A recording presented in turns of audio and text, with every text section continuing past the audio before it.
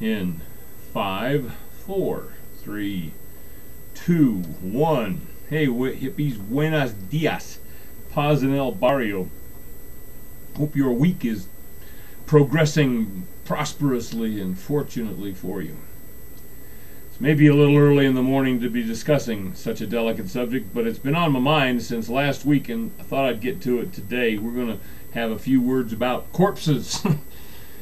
Whenever there are some new revelations or some fresh evidence of human stupidity or cupidity or depravity or intolerance or some other human ugliness, especially if it's our own country folk who appear to have committed it, there is always and predictably veritable gales of messages desperately and beseechingly wailing, "Aren't we better than this?"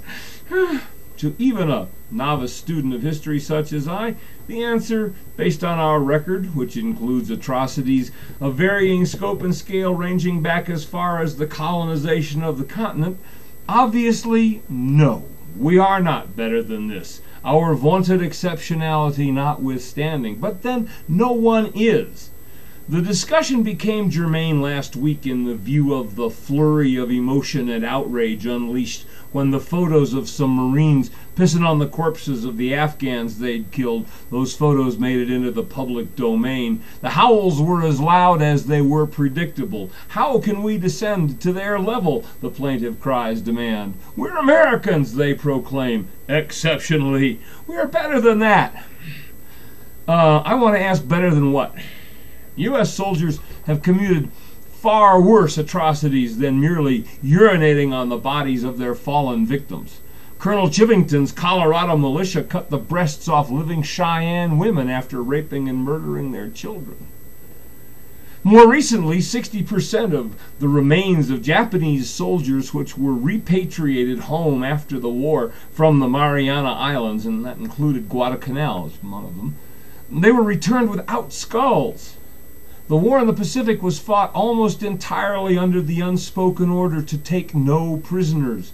Only about 1 in 50 combat vets reported having actually executed a prisoner, but more than 60% of them claimed they had witnessed it. In Vietnam, U.S. troops pretty routinely took the ears off of their victims, and sometimes the fingers too. Some, I heard, even took penises. We all heard about My Lai and the massacre there. It was not an isolated incident, according to the accounts I know of. You got to understand, in war there is no better way. There are no rules, and the soldiers have desecrated corpses of their fallen enemies as long as there have been victorious soldiers and fallen enemies to defile. Warfare requires that soldiers dehumanize their enemies. You can't get fired up enough if there's a shred of their humanity still to be considered. Though I'm a vet, I only served on the periphery of the Vietnam War. I was never involved in a combat situation, what they call in the shit.